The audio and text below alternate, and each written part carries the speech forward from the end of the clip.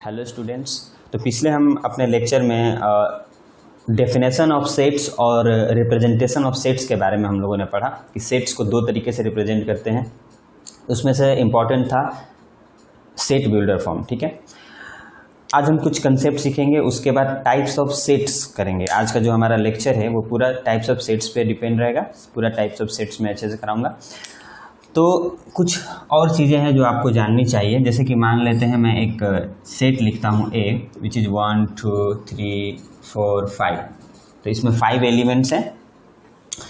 मैंने आपको बताया था कि किसी भी सेट के अंदर जो भी ये लिखा जाता है इंटिटी या ऑब्जेक्ट, इसको ऑब्जेक्ट बोलते हैं या मेंबर्स बोलते हैं या मेंबर्स बोलते हैं, ऑब्जेक्ट्स बोलते हैं, या फिर इसे एलिमेंट बोला जाता है। ठीक, एक इम्पॉर्टेंट कंसेप्ट ये है यहाँ पे कि सपोज मान लो मैं यहाँ पे बोलता हूँ कि 1 जो है हमारा, वो 1 जो है ए सेट में है। ठीक है, तो हम इसको बोलेंगे 1 बिलोंग्स टू ए।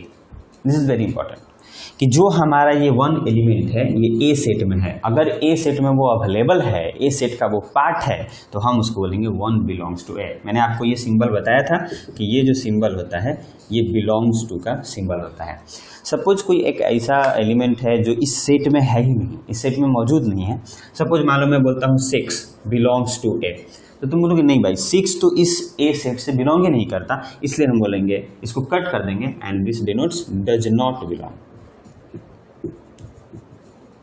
यानी कि जो 6 है हमारा वो ए सेट से बिलोंग नहीं करता है। यानी कि जो एलिमेंट जिस सेट में रहेंगे हम उसको बोलेंगे that element belongs to that particular set, and if any element is not present in a particular set, then we can say that the element is not does not belong to that particular set. Okay, इसके बाद हम लोग कुछ questions देखेंगे जो purely based रहेंगे tabular form और set builder form पे। तो पहला क्वेश्चन जो मैं आपके साथ डिस्कस करूंगा कि सपोज मान लो मैं एक क्वेश्चन लेता हूं।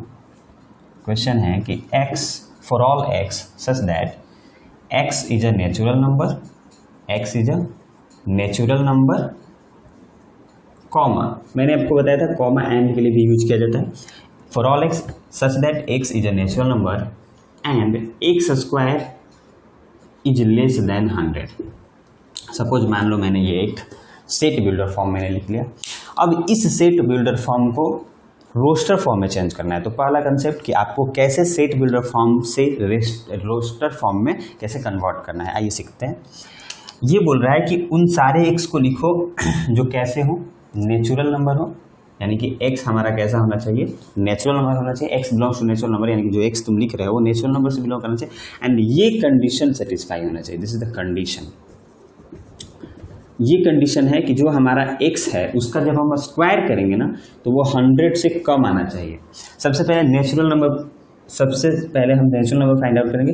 1 एक नेचुरल नंबर है, सबसे छोटा नेचुरल नंबर 1 ही है, 1। अब हम 1 का जब स्क्वायर करेंगे तो वैल्यू कितना आएगा, 1 आएगा, और 1 लेस देन 100 है, बिल्कुल सेटिस्फाई हो रहा है, तो 1 एक हमारा नेचुरल नंबर हो जाएगा। सपोज ऐसे मैं एक और नंबर लेता हूँ 2, नेक्स्ट जो नेचुरल नंबर है वो 2 होगा। 2 का जब हम स्क्वायर करेंगे तो 4 आएगा, और 4 क्या 100 से लेस देन है, बिल्कुल 100 से कम है, तो 2 भी सेटिस्फाई हो रहा है। वैसे ही 3 भी हो जाएगा क्योंकि 3 का स्क्वायर 9 होगा और 9 लेस देन 100 होगा। वैसे ही 4 हो जाएगा क्योंकि 4 का स्क्वायर 16 होता है और 16 100 से कम है, ये भी सही है।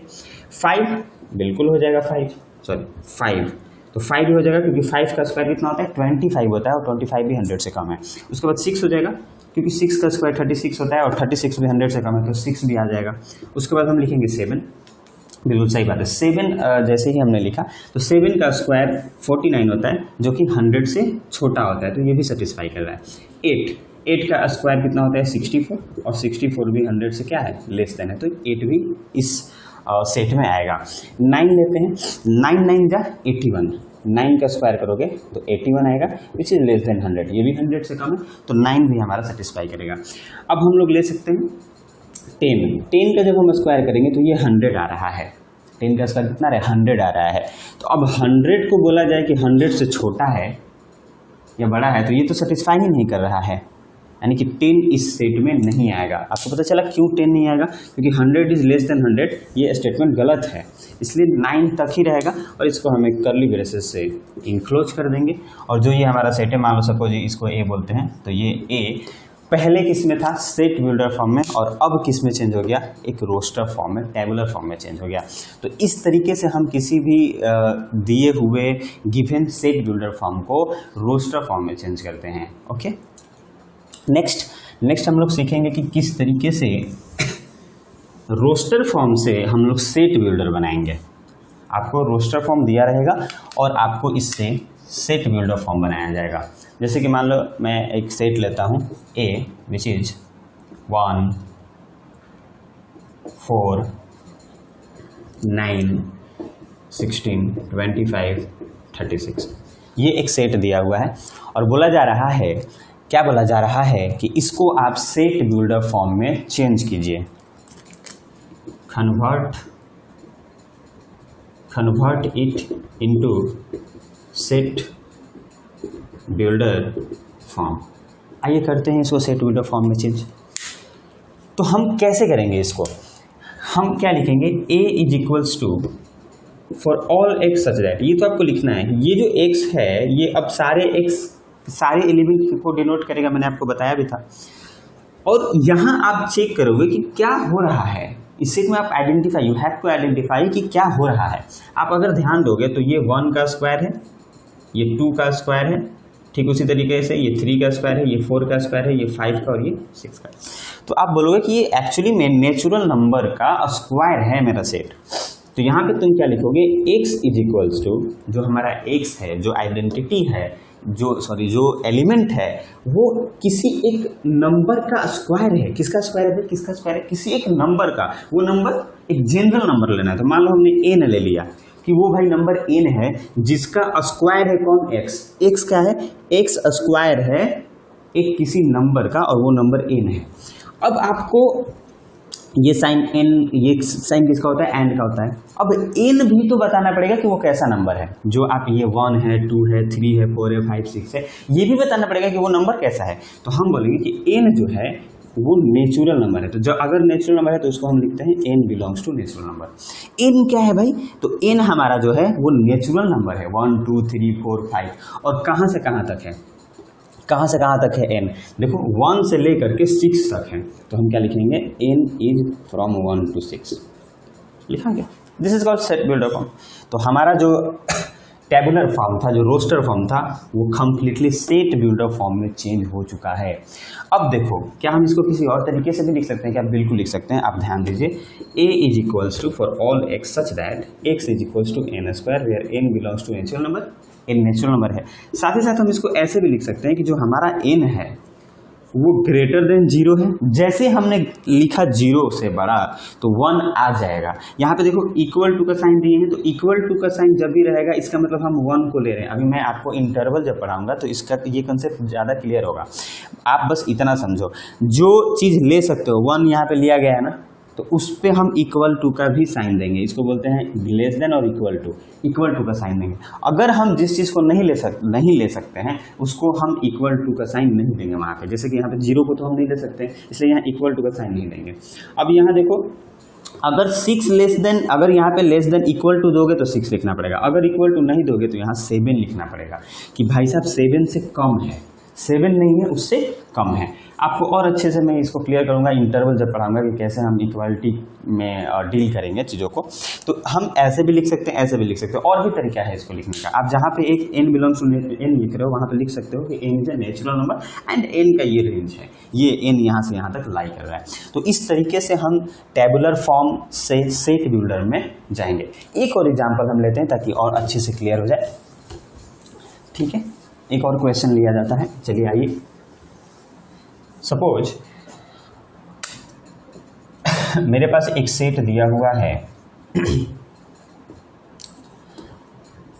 1/2, 2/3, 3/4। आपके एनसीईआरटी में भी ये क्वेश्चन दिख जाएगा, 4/5, 5/6 ये दिया हुआ है।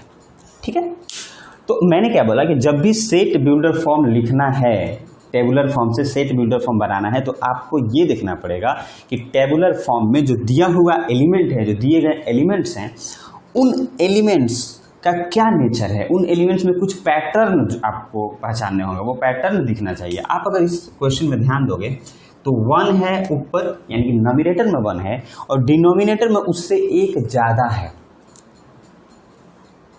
नॉमिनेटर में 1 है और डिनोमिनेटर में जस्ट उससे, हर में देखो यहाँ पे 2 है तो यहाँ 3 है, 3 है तो यहाँ 4 है, तो पैटर्न पता चला कि ऊपर वाला जो है या जो नीचे वाला जो है, जो डिनोमिनेटर में है, वो ऊपर वाले से एक ज़्यादा है। तो क्या हम ऊपर वाले को एक कोई नंबर मान लेते हैं n?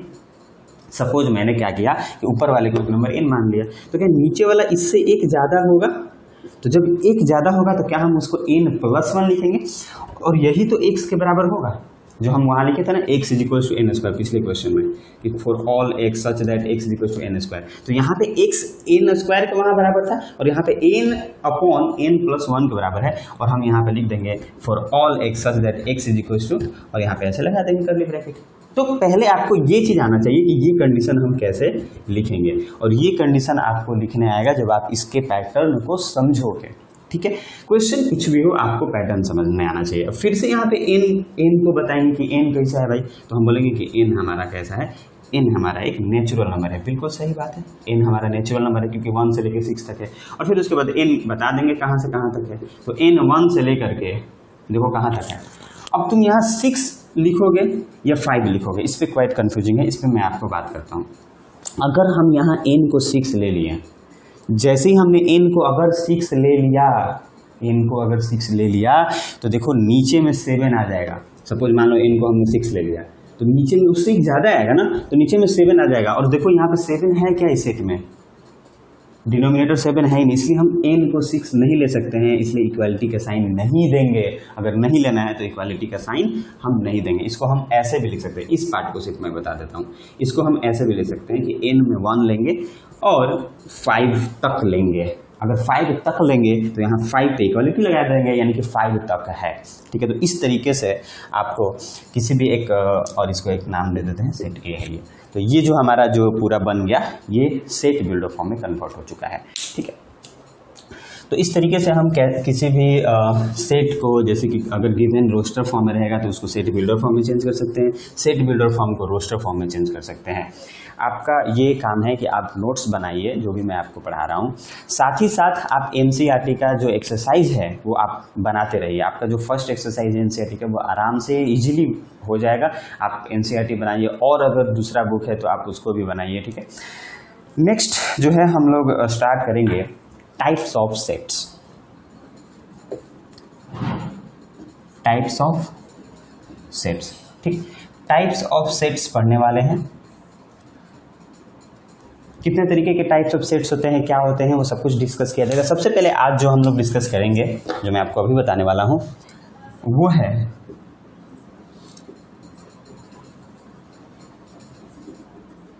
Finite and infinite set. Finite and infinite sets क्या होते हैं, फाइनाइट एंड इनफाइनाइट सेट्स, इसको देखेंगे। ठीक है, अगर हम फाइनाइट की बात करें, फाइनाइट सेट्स और इनफाइनाइट सेट्स बहुत आसान है, आइए समझते हैं। फाइनाइट सेट्स किसको बोलेंगे?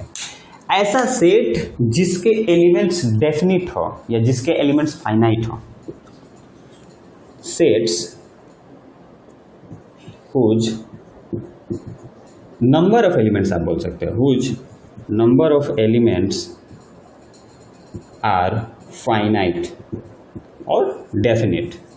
डेफिनिट का मतलब कि ऐसे समझो कि 4 है, 5 है, 6 है, यानी कि जो एलिमेंट्स होंगे ना वो फाइनाइट नंबर होंगे। जैसे कि एग्जांपल के लिए हम लिखते हैं a = 1 2 3 4, a = 1 2 3 4। तो a = 1 2 3 4 लिखते हैं तो क्या इसके एलिमेंट्स फाइनाइट हैं, डेफिनिट है? बिल्कुल, 4 एलिमेंट्स इसको यहाँ पे दिख रहा है, तो इसलिए हम इसको फाइनाइट सेट बोलेंगे। सपोज मान लो, अब यहाँ इनफाइनाइट सेट्स की बात करते हैं, तो यहाँ पे क्या होगा कि वैसा सेट्स जिसका नंबर ऑफ जो एलिमेंट्स होगा इनफाइनाइट होगा, यानी कि हम उसको बता ही नहीं सकते कि उसमें कितने नंबर ऑफ एलिमेंट्स है, इनफाइनाइट है। और इनडिफिनिट, ठीक है। ऐसा सेट जिसके जो नंबर ऑफ एलिमेंट्स होंगे वो इनफाइनाइट होंगे या इनडेफिनिट होंगे, डेफिनिट नहीं होंगे। जैसे कि मान लो ए इज इक्वल टू लिखते हैं 1 2 3 4 और उसके बाद डॉट डॉट डॉट लगा देते हैं। जब मैंने डॉट डॉट डॉट लगा दिया इसका मतलब ये फाइनाइट सेट नहीं है, ये इनफाइनाइट है, हम इसके नंबर ऑफ एलिमेंट्स को नहीं बता सकते हैं। तो ये दो तरीके के सेट्स होते हैं, एक फाइनाइट सेट्स होता है, इनफाइनाइट सेट्स होता है। फाइनाइट में क्या होता है, number of elements same number of elements जो होते हैं वो फाइनाइट होते हैं, और इनफाइनाइट सेट्स में क्या होते हैं, नंबर ऑफ एलिमेंट्स इनफाइनाइट होते हैं। हम नहीं बता सकते हैं इनफाइनाइट सेट्स में कि नंबर ऑफ एलिमेंट्स कितने होंगे, ठीक है। इसके बाद मैंने जो फाइनाइट सेट्स की बात किया कि जिसमें जो नंबर ऑफ एलिमेंट्स जो होंगे वो क्या होंगे, फाइनाइट होंगे। तो जैसे कि सपोज मान लो a इज इक्वल्स टू हम लिखते हैं 1 2 3 4, तो इसमें कितने एलिमेंट्स हैं आपको नज़र आ रहा होगा, तो इसमें 4 एलिमेंट्स हैं, 4 एलिमेंट्स हैं। हम इसको डिनोट करते हैं n ब्रैकेट में a। This denotes number of elements in set A set में कितने नंबर ऑफ एलिमेंट्स हैं उसको डिनोट करते हैं एन ए से, और n A is equals to 4 given set A 4 हो जाएगा। बोलो होगा कि नहीं, क्योंकि इसमें कितने एलिमेंट्स हैं, 4 है, तो एन ए का वैल्यू कितना हो जाएगा, 4। अगर हम मान लो कोई एक सेट बी लिखते हैं और उसको लिख देते हैं 1 4 9 16 25, तो यहाँ पे कितने एलिमेंट्स हैं, 1 2 3 4 5 एलिमेंट्स हैं, तो हम लिखेंगे n B is equals to 5, यानी कि नंबर जो एलिमेंट्स है सेट बी में वो 5 है।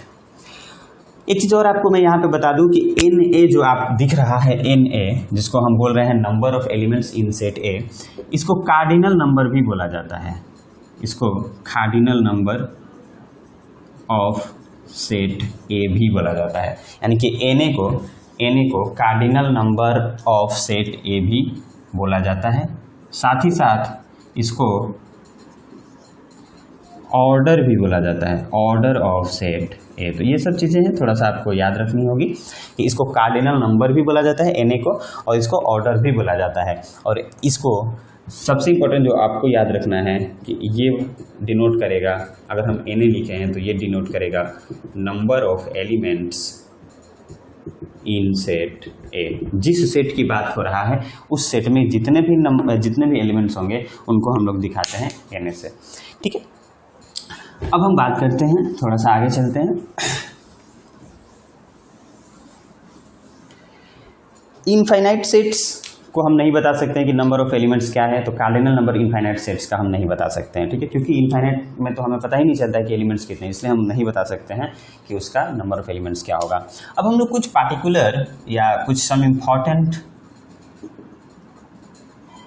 इम्पॉर्टेंट इनफाइनाइट सेट देखेंगे जो कि मैथ्स में बहुत बार आपको मिलेंगे, बहुत मोस्टली यूज्ड होते हैं, mostly used in mathematics. Maths में बहुत जगह आपको ये देखने को मिल जाएगा। फर्स्ट, नेचुरल नंबर का सेट, जिसको हम एन से डिनोट करते हैं, कैपिटल एन से, और इसको हम क्या बोलते हैं, set of all natural numbers. Set of all natural numbers infinite set होगा। क्यों होगा इनफाइनाइट, हम क्या लिखेंगे, n is equals to 1 2 3 4 dot dot dot, यानी कि इन्फिनिटी तक जाएगा नेचुरल नंबर का सेट। सेकंड, कैपिटल W से डिनोट करते हैं, यानी कि set of all whole numbers, set of all whole numbers, यानी कि हम इसको लिखते हैं W is equals to 0 1 2 3 4 dot dot dot. ये किसको डिनोट कर रहा है, this is set of all whole numbers को डिनोट कर रहा है। थर्ड, हम लोग लिख सकते हैं जेड, इसको जेड या आई भी बोलते हैं, आई और जेड, मैक्सिमम टाइम आपको जेड मिलेगा। तो ये किसका सेट होता है, सेट ऑफ ऑल इंटीजर्स। तो आपके जितने भी इंटीजर्स हैं उनका जो सेट है वो भी इनफाइनाइट सेट होता है। जैसे कि हम लिख सकते हैं जेड इज इक्वल्स टू -3 -2 -1, ये इन्फिनिटी तक लेफ्ट साइड में चल रहा है, उसके बाद 0 1 2 3 और ये राइट साइड में। तो ये जेड को हम लोग बोलते हैं इनफाइनाइट सेट ही होता है, और ये इंटीजर का सेट होता है। इसको आई या जेड डिनोट, अगर मान लो जेड के ऊपर प्लस साइन डाल दोगे तो ये डिनोट करेगा set of all positive integers. ये किस इंटीजर्स को डिनोट करेंगे, पॉजिटिव इंटीजर, यानी कि 0 1 2 3 वाले, 0 1 2 3 वाले, यानी कि पॉजिटिव इंटीजर्स। 5, अगर जेड के ऊपर माइनस डाल दोगे तो ये किसको डिनोट करेगा, set of all negative integers. ये सारे नेगेटिव इंटीजर्स को डिनोट करेंगे, ठीक है, राइट। तो ये कुछ जो है हमारे इनफाइनाइट सेट्स के लाइक इंपॉर्टेंट इनफाइनाइट सेट्स हैं जिनके बारे में आपको जानना होगा। तो नेक्स्ट जो हमारा इनफाइनाइट सेट है, वो है रियल नंबर का सेट। तो आर से इसको रिप्रेजेंट करेंगे और इसको क्या बोलेंगे, set of all real numbers. तो जितने भी रियल नंबर्स के सेट है उसको आर से रिप्रेजेंट किया जाता है। ठीक है, ये आपको मिल जाएगा, जैसे कि लिखा रहता है x बिलोंग्स टू r। तो आप क्या समझोगे, ये जो x है वो किस सेट से बिलोंग करता है, रियल नंबर के सेट से बिलोंग करता है। ये भी दो तरीके से हम इसको बोल सकते हैं, r प्लस और r माइनस। r प्लस यानी कि पॉजिटिव रियल नंबर को डिनोट कर रहा है और r minus negative real numbers को डिनोट कर रहा है। ठीक है, इस तरीके से ये कुछ इंपॉर्टेंट इनफाइनाइट सेट्स है जिनका आपको आना बहुत जरूरी है। इसके बाद अब हम लोग आगे बढ़ते हैं और टाइप्स ऑफ सेट्स में कुछ और टाइप्स देखते हैं। अभी तक हमने दो टाइप देखा है, पहला इनफाइनाइट सेट्स और दूसरा फाइनाइट सेट्स। इनफाइनाइट सेट्स उसे कहते हैं जिस सेट्स में जो नंबर ऑफ एलिमेंट्स होंगे वो इनफाइनाइट होंगे, और फाइनाइट में क्या होगा, नंबर ऑफ सेट्स फाइनाइट होगा। ठीक है, इतना जानने के बाद अब जो हम लोग सेट्स देखने वाले हैं उसको हम लोग बोलते हैं नल सेट, या इसी को एक और नाम से बोल सकते हैं इम्प्टी सेट। साथ ही साथ एक और नाम इसका होता है और उसको हम लोग बोलते हैं नल सेट, इम्प्टी सेट, और जो थर्ड वन होता है वो होता है वॉइड सेट। यानी कि एक ही सेट है और इसके तीन अलग अलग नाम हैं। बेसिकली तीनों का नाम सेम ही है। नल का मतलब खाली, इम्प्टी का मतलब भी खाली, और वॉइड का मतलब भी खाली, यानी कि ये खाली सेट है। ये कैसा सेट है, खाली सेट है। तो खाली नाम से ही समझ में आ रहा है, खाली मतलब कुछ नहीं, ब्लैंक, यानी कि ऐसा सेट जिसमें कुछ नहीं हो, यानी कि कोई एलिमेंट ही नहीं हो। यानी कि नल सेट किसको बोलेंगे, नल या इम्प्टी या वॉइड, तीनों एक ही चीज है। इसमें क्या होगा, if number of element in a set is 0, अगर नंबर ऑफ एलिमेंट किसी भी सेट में 0 हो जाता है, then that set is called, तो उस सेट को हम लोग क्या बोलेंगे, that set is called null set. तो उस सेट को हम लोग नल सेट या इम्प्टी सेट या वाइड सेट बोलेंगे। ठीक है, इसमें इंपॉर्टेंट है कि इसको हम लोग कैसे रिप्रेजेंट करते हैं। ठीक है, रिप्रेजेंटेशन इसका देखिए, जो नल सेट है, जो इम्प्टी सेट है या जो वाइड सेट है, उसको हम लोग रिप्रेजेंट करते हैं। जैसे मान लो कोई ए है जो नल सेट है या इम्प्टी सेट है, तो हम इसको इस तरीके से कर्ली ब्रेसेस में इसको इंक्लोज कर देते हैं और अंदर कुछ नहीं लिखते हैं, खाली होता है ना, नल होता है, इसमें एलिमेंट है ही नहीं तो खाली छोड़ देते हैं। तो ये यहाँ पे किसको डिनोट कर रहा है, नल सेट को डिनोट कर रहा है। या एक और तरीका है कि ये वर्ड, ये वाला जो सिंबल है ये यूज करो, इसको हम लोग बोलते हैं फाई। इसको क्या बोलते हैं, फाई, यानी कि a is equals to phi. ये भी किसको डिनोट कर रहा है, एक नल सेट को डिनोट कर रहा है। जब भी फाई आपको दिखेगा तो आप समझ जाना कि वो नल सेट का बात हो रहा है। अब हम कुछ एग्जाम्पल लेते हैं और एग्जाम्पल से समझने की कोशिश करते हैं कि नल सेट क्या होगा। ठीक है, एग्जाम्पल लेते हैं। सपोज मान लो मैंने एक एग्जाम्पल लिया, a is equals to for all x such that x square is equals to 4 and x is odd. ठीक है, मैं बोल रहा हूं कि वो एक सेट बनाओ जिसमें कि x स्क्वायर, कंडीशन क्या दिया हुआ है, x स्क्वायर 4 के बराबर हो जाए और साथ ही साथ x कैसा है, ऑड होना चाहिए। दो कंडीशन आपको लगाना है कि x स्क्वायर 4 के बराबर हो और x ऑड भी हो। तो हम वो x फाइंड आउट करेंगे जिसका स्क्वायर करने पे 4 आएगा। तो आपको पता होगा कि x इज इक्वल्स टू 2 का वैल्यू, अगर हम 2 रखते हैं तो 2 का स्क्वायर क्या होता है, 4 होता है, तो 2 सेटिस्फाई कर रहा है। अगर हम x के जगह पे -2 रखते हैं और -2 का भी स्क्वायर करते हैं तो भी 4, यानी कि 2 और -2, तो हम बोलेंगे कि a जो होगा वो 2 और -2 का एक सेट हो जाएगा। ठीक है, रोस्टर फॉर्म में, क्योंकि सेट बिल्डर में है तो रोस्टर फॉर्म में हम ऐसे लिखेंगे। लेकिन ध्यान रहे, ये तो फर्स्ट कंडीशन हुआ। सेकंड कंडीशन क्या है कि x को कैसा होना चाहिए, ऑड होना चाहिए। ये दोनों इवन है, ऑड नहीं है, यानी कि ये भी नहीं होगा और ये भी नहीं होगा। तो क्या इसका मतलब कुछ होगा ही नहीं, क्या कुछ नहीं होगा। ऑड नंबर का कभी भी स्क्वायर 4 के बराबर नहीं आ सकता है। तो क्या हम बोलेंगे कि a में कुछ नहीं आएगा, जब कुछ नहीं आएगा तो खाली है। तो ये एक किसका एग्जाम्पल है, तो हम इसको बोलेंगे कि ये एक नल सेट है। कैसा है, नल सेट। या तो a इक्वल्स टू ऐसे लिखेंगे या a इक्वल्स टू 5 लिखेंगे। तो इस तरीके से हम नल सेट को रिप्रेजेंट करते हैं। बहुत सारे एग्जाम्पल हो सकते हैं। ठीक है, तो इस तरीके से हम नल सेट को, तो अगर हम तुमसे आपसे पूछें कि what is the value of a में, यानी number of elements in a, तो तुम क्या बोलोगे, 0, क्योंकि नंबर जो एलिमेंट्स होते हैं नल सेट में वो भुक्का खाली होते हैं, इसलिए 0 लिखेंगे, यानी कि कोई एलिमेंट नहीं होगा। ठीक है, नेक्स्ट बात करते हैं एक और एग्जांपल ले लेते हैं नल सेट का, और उस एग्जांपल से वो थोड़ा सा क्लियर होगा मे बी। चलिए आइए, मान लीजिए हमने एक और एग्जांपल ले लिया कि a is equals to for all x such that x lies between 1 to 2 and x is a natural number. x is a natural number, right. मैंने ये ले लिया। पहला कंडीशन कि x कहाँ से कहाँ तक है, 1 से लेकर 2 तक, यानी कि 1 और 2 के बीच में x लाई कर रहा है। जैसे ये नंबर सिस्टम होता है, ये 1 होता है तो ये 2 होता है, मान लो यहाँ पे 0 होता है, और ऐसे ही चलता रहता है, यहाँ 3 ऐसे बढ़ता रहता है। 1 और 2 के बीच में हमारा x हो, ठीक है भाई, है। और सेकेंड चीज कि वो कैसा हो, नेचुरल नंबर है। तो क्या आप बता सकते हो कि 1 और 2 के बीच में नेचुरल नंबर कौन होता है? नहीं होता है। आप नेचुरल नंबर जानते हो कि 1 2 3 4, 1 और 2 के बीच में कोई नेचुरल नंबर तो होता ही नहीं है।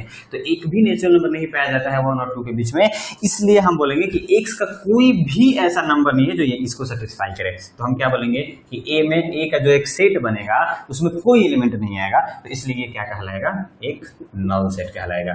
या हम इसको ऐसे भी लिख सकते हैं a is equals to 5। We can also write it as a equals to 5. तो this is the concept of null set. इसे हम लोग null set बोलते हैं, ठीक है। चलो नेक्स्ट बात करते हैं।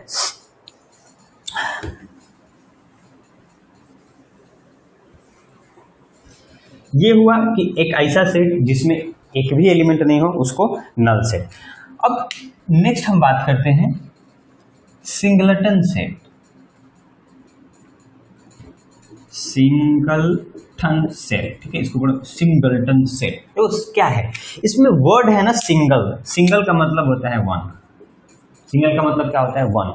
यानी कि एक ऐसा set, A set which contains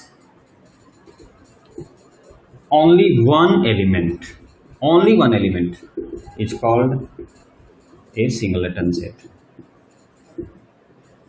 यानी कि एक ऐसा सेट जिसमें कितने एलिमेंट हो, सिर्फ एक एलिमेंट हो, उसको हम सिंगलटन सेट कहेंगे। जैसे कि मान लो मैंने लिख दिया a is equals to curly braces 1। अब इसका मतलब है कि इसके अंदर एक एलिमेंट है और वो एलिमेंट क्या है, 1 है। तो ये जो a हमारा जो सेट होगा, इसको हम बोलेंगे सिंगलटन सेट, राइट।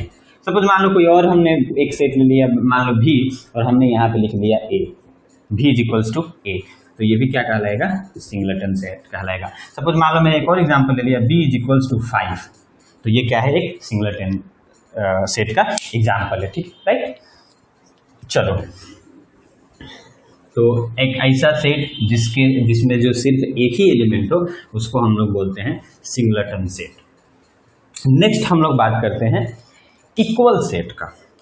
नेक्स्ट हम लोग किसकी बात करते हैं, इक्वल सेट्स। किसको बोलेंगे, इक्वल सेट्स।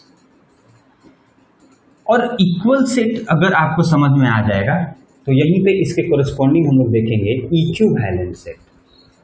इक्विवेलेंट सेट, ठीक है। लेकिन इक्विवेलेंट देखने से पहले हम लोग को जानना है कि इक्वल सेट क्या होता है, ठीक है। पहले इक्वल सेट की बात करते हैं। दो ऐसे सेट जिनके एलिमेंट हूबहू कॉपी यानी कि एकदम सेम हो, उसको हम लोग इक्वल सेट बोलते हैं। क्या बोला मैंने, दो ऐसे सेट जिनके अंदर के जो एलिमेंट हो एकदम से इक्वल हो, एकदम से बराबर हो, उसको हम लोग बोलेंगे इक्वल सेट्स। मतलब हम क्या बोलना चाह रहे हैं, सपोज मान लो मेरे पास एक सेट ए है 1 2 3 4, और दूसरा एक सेट बी है और वो है 2 3 1 4। अब तुमसे कोई पूछेगा कि ये एक ए सेट है और ये एक बी सेट है, क्या दोनों अलग सेट है? तुम लोग नहीं, दोनों अलग सेट नहीं है, दोनों एक ही सेट है, यानी कि a is equals to B. a is equals to B कहने का मतलब है कि a and b are equal sets. a और b कैसे सेट हैं, इक्वल सेट है। क्यों इक्वल सेट है, a और b क्यों इक्वल सेट है? क्योंकि a का जो एलिमेंट है वो वही है जो b का एलिमेंट है। यानी कि दो सेट को हम लोग कब इक्वल बोलेंगे, जब उनके एलिमेंट्स, दोनों के एलिमेंट्स क्या हो, सेम हो। तो इक्वल सेट में हम क्या लिखेंगे, if elements in both the sets are same, अगर जो एलिमेंट है दोनों सेट में अगर वो सेम आ जाएगा तो उसको हम लोग then the set is called the sets are equal sets, तो उनको हम लोग क्या बोलेंगे, इक्वल सेट्स बोलेंगे। जैसे एग्जांपल के लिए अभी मैंने लिया कि a बराबर 1 2 3 4 है, मान लो b बराबर हमारा 2 3 1 4 है, ठीक है। तो हम इसको a is equals to b लिखेंगे, क्योंकि जो एलिमेंट है इस सेट में वो क्या है, आइडेंटिकल है, सेम है, इसलिए हम इसको इक्वल सेट्स बोलेंगे। ठीक, कुछ और एग्जांपल लेते हैं और इसको समझने की कोशिश करते हैं। ठीक, पहले ये नोट डाउन कर लो, ठीक है। इसके बाद हम लोग एक और एग्जांपल लेते हैं। मान लो मैंने एक सेट लिखा a इज इक्वल्स टू 2,3, 2,3 का एक सेट है, ठीक है। और मैंने एक b सेट लिखा for all x such that x is the solution of equation x² minus 5x plus 6। मैंने ये लिख दिया भाई साहब, ये दोनों अलग अलग से, ये जो है हमारा रोस्टर फॉर्म है, ये सेट बिल्डर फॉर्म है। तो मैंने क्या लिखा कि a इज इक्वल्स टू 2,3 का एक सेट है और ये है एक b एक सेट जो क्या है x for all x such that x is the solution of equation x² minus 5x plus 6। आइए थोड़ा पहले हम इसको रोस्टर फॉर्म में चेंज करने की कोशिश करते हैं, टेबुलर फॉर्म में, रोस्टर फॉर्म में चेंज करेंगे। तो हम इसको सॉल्व करेंगे क्योंकि x क्या है, इसका सॉल्यूशन है, तो पहले हम इसको सॉल्व करेंगे। तो क्या हो जाएगा, x² माइनस 5x प्लस 6 बराबर 0। इसको सॉल्व करेंगे, जब आप इसको सॉल्व करोगे तो ये आएगा x minus 2 into x minus 3, करके देखना ये इतना ही आएगा, क्वाड्रेटिक इक्वेशन है, सॉल्व हो जाएगा। तो यहाँ से हमारा x माइनस 2 0 होगा या x माइनस 3 0 होगा, यानी कि x का वैल्यू या तो 2 आएगा या 3। तो दो नंबर आया, x का एक वैल्यू 2 और दूसरा x का वैल्यू 3। तो हम बोल सकते हैं कि जो b सेट बनेगा वो 2, क्या होगा, 3 ही तो होगा, यानी कि b वही है जो a है। इसका मतलब क्या हुआ कि a and b are equal sets. कैसे सेट्स हैं, तो इस तरीके का क्वेश्चन भी पूछा जा सकता है। आपको एक टेबुलर फॉर्म में दिया रहेगा, एक सेट बिल्डर फॉर्म में दिया रहेगा। जब तुम सेट बिल्डर फॉर्म को टेबुलर फॉर्म में चेंज करोगे तो वो आइडेंटिकल आ जाएगा, सेम आ जाएगा। तो क्या हम बोल सकते हैं कि a और b सेम सेट है, यानी कि इक्वल सेट है, इसलिए a बराबर b होगा। ये भी इंपॉर्टेंट है कि जब भी दो सेट इक्वल होंगे, सपोज मान लो ए सेट है और एक बी सेट है और दोनों सेट इक्वल हैं, तो नंबर ऑफ एलिमेंट्स हमेशा सेम होगा। ये तो ऑब्वियस सी बात है ना। अगर दो सेट इक्वल है, if A and B are equal sets, अगर ए और बी इक्वल सेट्स हैं, यानी कि A is equals to B है, तो हमेशा याद रखना कि n A is equals to n B होगा ही होगा। इक्वल है तो नंबर ऑफ एलिमेंट तो सेम ही होगा ना, क्योंकि आइडेंटिकल है, सारे सेम है, तो नंबर ऑफ एलिमेंट्स हमेशा सेम होगा, यानी कि कार्डिनल नंबर दोनों सेट का हमेशा सेम रहेगा या इक्वल रहेगा। ठीक है, अब हम लोग बात करते हैं इक्विवेलेंट सेट्स की। हमने पढ़ा कि इक्वल सेट होने के लिए एलिमेंट का सेम होना जरूरी है दोनों सेट में। इक्विवेलेंट सेट्स क्या होगा, इसमें क्या होगा, दोनों सेट के जो एलिमेंट है वो जरूरी नहीं है कि सेम रहे, लेकिन इसमें क्या होगा, if elements are same in both the sets, दोनों सेट में अगर सिर्फ नंबर ऑफ एलिमेंट्स, यहां पे लिख लो, if number of elements are same या equal in both the set, दो सेट है, मान लो ए एक सेट है 1 2 3 4, ठीक है, बी एक सेट है, मान लो 5 1 6 3, या थोड़ा सा आइडेंटिकल सेट लेते हैं, मान लो थोड़ा अच्छा से 2 4 6 8, ये ले सकते हैं। अब तुम बोलोगे कि भाई साहब ए और बी इक्वल टू नहीं है, इक्वल सेट नहीं है, तो हम बोलेंगे is not equal to B, ठीक है। लेकिन अगर ध्यान से आप देखोगे तो आपको पता चलेगा कि एन ए यानी कि number of elements in set 4 है, 1 2 3 4, और number of elements in set B कितना है, वो भी 4 है, 1 2 3 4, यानी कि number of elements in set A बराबर है number of elements in set B. तो हमेशा याद रखना कि दो ऐसे सेट्स या दो से ज्यादा भी हो सकता है, ऐसे सेट्स जिनके नंबर ऑफ एलिमेंट्स सेम हो, यानी कि कार्डिनल नंबर से सेम हो, तो उन सेट्स को यानी कि ए एंड बी सेट्स जो होंगे उनको हम लोग बोलते हैं इक्विवेलेंट सेट्स। क्या बोलते हैं? Equivalent sets. तो इक्विवेलेंट सेट्स किसको बोलेंगे? दो ऐसे सेट्स जिनका नंबर ऑफ एलिमेंट्स क्या हो? Same, number of elements same हो। ठीक है, एलिमेंट सेम नहीं हो, नंबर ऑफ एलिमेंट सेम हो। तो क्या आपको ये समझ में आ रहा है कि इक्वल सेट्स जो होंगे वो हमेशा इक्विवेलेंट सेट्स होंगे? दो इक्वल सेट्स हमेशा इक्विवेलेंट सेट्स होंगे, क्योंकि इक्वल सेट्स का जो नंबर ऑफ एलिमेंट्स होगा वो तो हमेशा बराबर ही होगा। इसलिए ऑलवेज याद रखना कि जो इक्वल सेट्स होगा वो ऑलवेज इक्विवेलेंट सेट्स होगा। लेकिन इक्विवेलेंट सेट इक्वल सेट हो ये जरूरी नहीं है, हो भी सकता है नहीं भी हो सकता है। जैसे इस केस में देखो इक्विवेलेंट तो है पर इक्वल नहीं है। तो ये रहा आपके कुछ टाइप्स ऑफ सेट्स। आज के लिए इतना ही। नेक्स्ट वीडियो में मैं आप लोगों को और कुछ टाइप ऑफ सेट है उसको कराऊंगा, फिर और अच्छे अच्छे जो कुछ क्वेश्चंस भी देखने को मिलेगा। मैं आपसे रिक्वेस्ट करता हूं कि आप लोग जो भी पढ़ाई यहाँ हो रहा है उसको नोट डाउन करो, अपने कॉपी पे लिखो। हर टॉपिक को लिखना है, आपको रिवाइज करना है, इस तरीके से पढ़ना है। और एनसीईआरटी का आपको एक्सरसाइज करते हुए चलना है, ठीक है, उसको करते हुए चलना है। और अगर आप कोई और भी अल्टरनेटिव बुक यूज करते हो तो उसमें भी आप जो भी टॉपिक मैं करा दे रहा हूँ उसको आप कीजिए अपने से बैठ करके। ठीक है, ओके। तो आज के लिए इतना ही। Thank you so much.